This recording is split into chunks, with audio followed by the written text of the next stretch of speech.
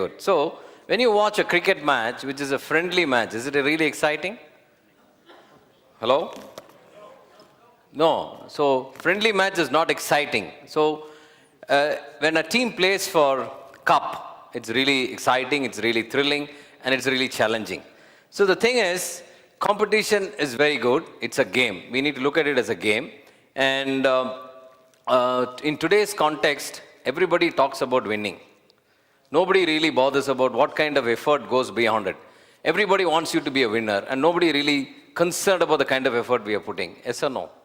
So winning is no longer an option. It is necessary for survival. Yes or no? But again, is it okay if you win only once? Hello?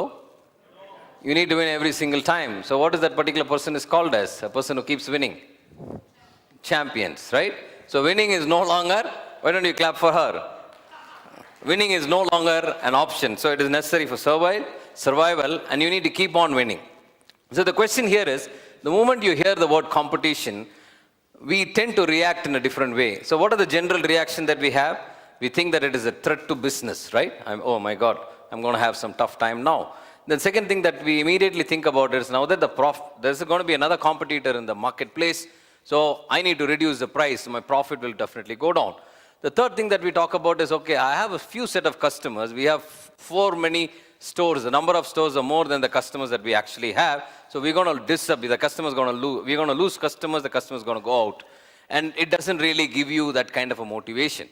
It actually demotivates you, right? So this is the kind of reaction we tend to do. So in this particular scenario, there are typically two solutions that we have. One is called the panic solution. So companies, people, we tend to do a different kind of result. So what is that first thing that we do? So we also cut price. We automatically, when you're reducing the price, the quality has to go down. So you reduce the quality. The third thing that is that overall we talk about how's the business, we tend to be too negative. Everywhere around we keep talking only about the negative thing. And we start talking bad about our competitor. This competition is not good. We keep talking about backbiting. We talk about negative things, and eventually end up reducing a huge amount of money, and then when automatically we really don't position ourselves in the right way. So what are the positive solutions that we have? So in this presentation, I'm going to really look at the first part is about what is competition, how do we really look at it, how do we really prepare our mental and emotional being, and then what are the strategies that we need to look at it. The second part I'm going to tell you, I'm going to leave you with three important points with wonderful stories. One from the international companies, another from the door next door, and some of the local companies. I want to share with you a few stories, and then you can walk away with those 3 points. Is that okay? Yeah? Fine. So what are the positive solutions that we have? The positive solution is you come up with something new. So from the morning, we've been talking about innovation. We've been listening to all those people, how the industry is getting disrupted. Rajiv was talking about 50% of this SMB. SMB business is the term that you use in the US. Here we talk about MSME or SME. The small, medium companies are going to be out of business, 50% of them, the next 5 years down the line. It's really shocking news. So until we come up with something new, it's very, very difficult. The second thing that we're talking about is that people don't mind spending. Yes or no? Hello? People don't mind spending. You go to a 5-star hotel, you order for a pot tea. When I say pot tea, you have to do all the work. Yes or no? Yeah? Yes or no? So you do all of that, and you go out and say that I had tea at Taj, I had tea at Radisson Blu, and you keep going talking about everything because you saying that because you're feeling so happy about it. You're feeling so good that you spend so much of money. There's a tea which is available in the Oberoi's, I believe, in Delhi. The tea is going to cost you 43,000 rupees. Okay? And a kilo of tea bag, if you want to buy, I think it's going to cost you somewhere around 8 lakhs or 9 lakhs rupee. Okay?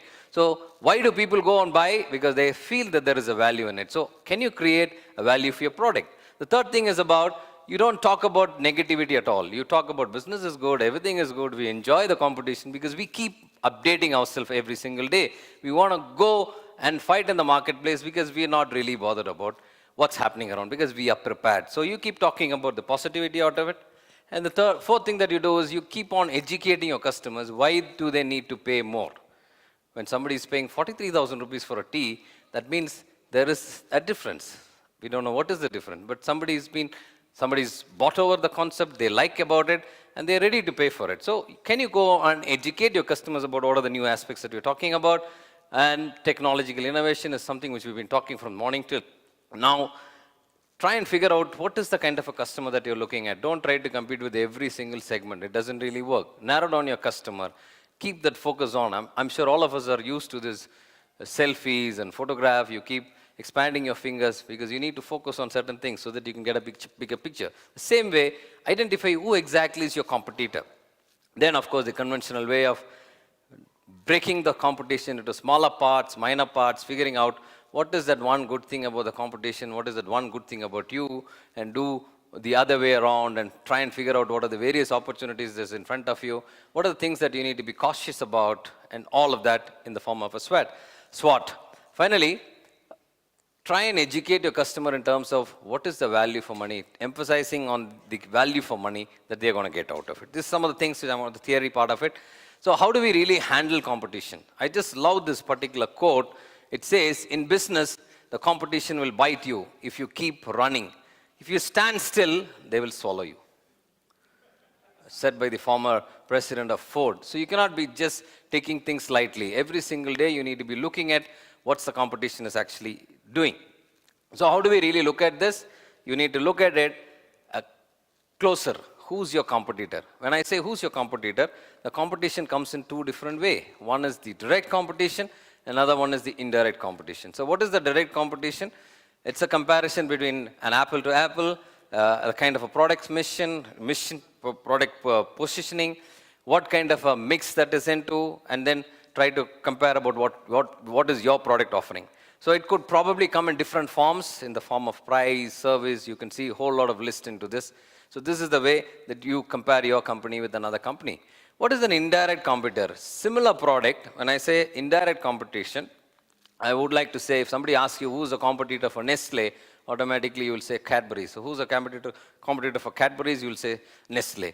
But the whole lot of sweet shops that is in Bangalore, it's also a competitor. Yes or no? Yeah? So that's an indirect competition. So you need to figure out who exactly is your competitor. So if you really look at this particular grid, there are four categories here I'm talking about. One, you have a direct competitor who's actually right head on. Then you have an indirect competitor, which is the substitute product. You possibly a potential competitor. That's where we're talking about disruption. You know, what could happen in the future? How can we? That's what is coming into the big box. And finally, if there is indirect competition, there is potential, you're actually obsolete. You're no more relevant to the marketplace. Having said that, I want to leave with this. If I have to talk about competition, anybody have to talk about competition, you need to talk about this gentleman called Sun Tzu, and there's a beautiful book by name, Art of War, okay, which is written about 2,500 years BC. So if you know about you, and if you know about your competition, you will never be in danger. So know about your enemy, and know about yourself, you will never be in danger. That's what he says. Now, how can you really focus on? Keep growing your company. Keep looking at your competition. So what is the first thing that you need to do? I'm going to leave you strategy right now. The first thing is make winning as a habit. What is make winning as a habit? I'm sure all of us love cricket. A few years back, the Australian cricket coach, John Buchanan, was asked in an interview, what did you tell your people every single time the Australia cricket team comes in, they win? What is the strategy? He says, like the moment I took over as a coach, I had a meeting with all the boys in the team and I said, make winning as a habit. And what do you mean by make winning as a habit? And he was talking about the famous test match between India and Australia in Eden Gardens. On the third day evening, Ricky Ponting and McGraw was talking that they wanted to go in any way because India was in a really in deep trouble time at that point of time. They were following it on, already 3 wickets down. So Ricky Ponting and McGraw was actually talking, tomorrow morning in any which way the game will be over and we can go to this pub and this bar and this discotheque. They were talking about that. And the next day, you know what happened? What happened? VVX Lakshman and Rahul Dravid took the match away. So John Buchanan said the story and told the press reporters on the third day of the match, we were actually thinking about celebrating. We were not thinking about winning. So if you start focusing on making winning as a habit, you will never lose focus on what you need to do. So that is something that you need to do. And a lot of people together today, there's something called co-opetition. What is co-opetition?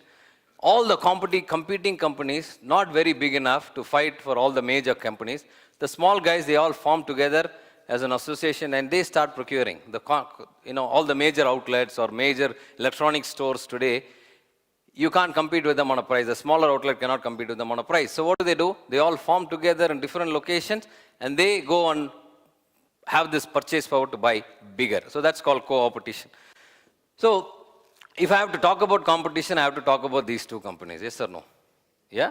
It's called Cola War. And Coca-Cola keeps telling everybody, in the morning, you get a call from the sales manager about anybody who works in the sales street. He asks, how are you feeling today? He says, I'm feeling good.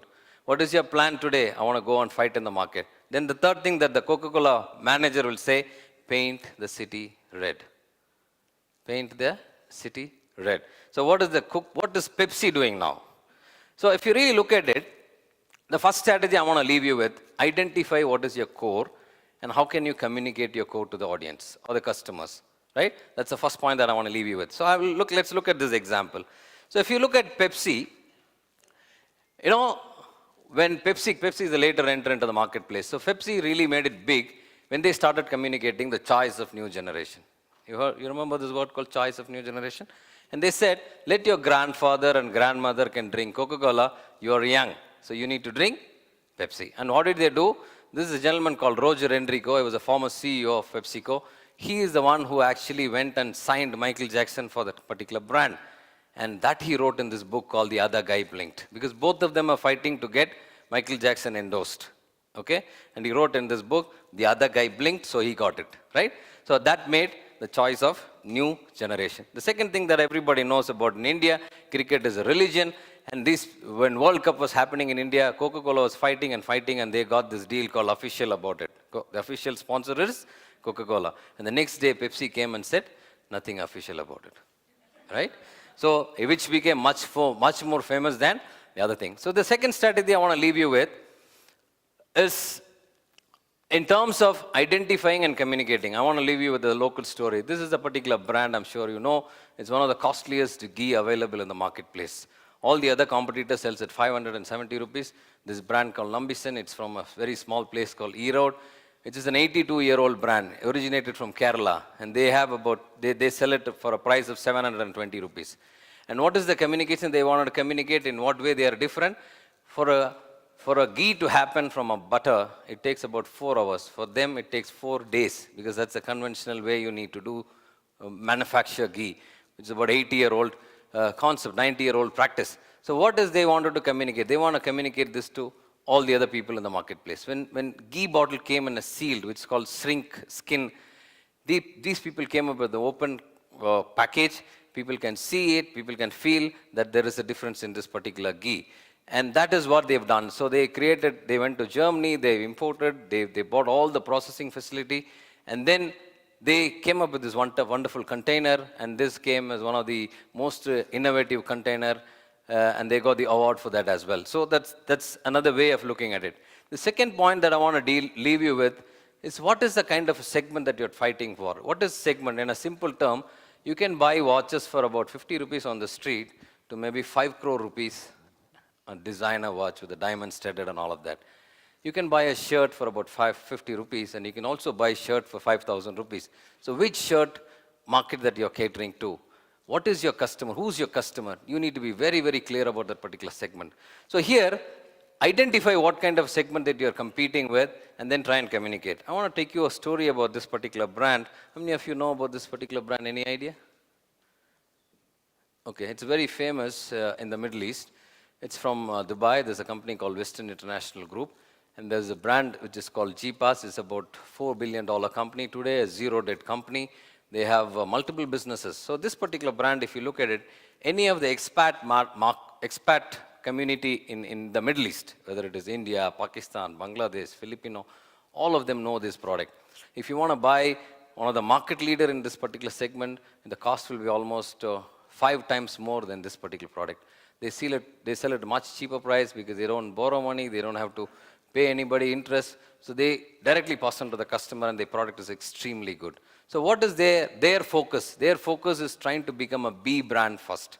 Let's not try and fight with the A brands. There are bigger brands. Let's try and focus on B brands first. So the concept here is, you have to identify what is the brand that you're looking at, what is the kind of segment that you're looking at, and ensure that is communicated to people time and time again. The third message that I want to leave you with is, again, we can pick up a lot of lessons on consumer behavior, on understanding how the consumer behaves and all of that from street vendors. Do you agree with me? Yes or no? Yeah? So a few years back, I went to this Pani Puri shop in Coimbatore. I'm basically from Coimbatore. So there was a street with a lot of Pani Puri shop on one particular road. So I went there, and suddenly I looked, one particular outlet was slightly looking different compared to the other outlet. So when I walked near to that outlet, that owner identified me as a new customer. So he immediately said, come over to me. So I went next to him. He immediately gave me a puri. And he said, generally people give one puri because it's so crowded. What do? Give one, and by the time you bite, they'll make something. They'll probably buy some time. So what did he say? He said, Nassar, have a look at it. I mean, he said, sir, have a look at it. He didn't know my name by any chance. So I said, what do you mean? You want me to taste it or you want me to look at it? He said, look at it. I said, I looked at it. What is so different about it? He said, look at the shape of the puri. It's exactly so circle. I said, how come? He said, no, see, we use machines to cut this, which is not now, I'm talking about 15 years back. He said, we use machine to cut it. Okay. And then he went on to say everything about how he prepares. He talks about the oil that he uses. He was actually, it was relatively a hygiene setup. He was having a gloves and all of that. So the question here is, after giving so much of education, he also given me a little bit of threat. He says, if you eat somewhere else, this will not be good. If you eat somewhere else, that will not be good. And you may have to go and spend some money to your doctor. So next time if at all you want to think about having a pani puri, what options you have in front of you? You have to go to this place because you already started thinking about going to the doctor and so on and so forth.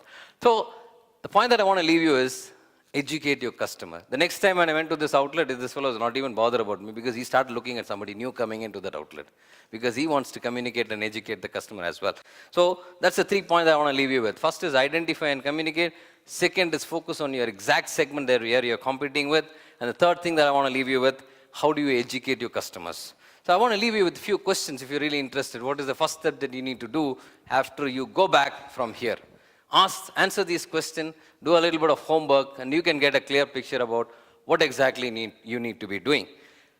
Finally, a company which is very, very close to his customer, and a company has got so much of a bonding as a team in your company because everybody needs to speak the same language, that can never have to be worried about competition. So the quote goes and says, an organization which excels in teamwork is the darling of its customers and a terror to its competitor. Thank you very much.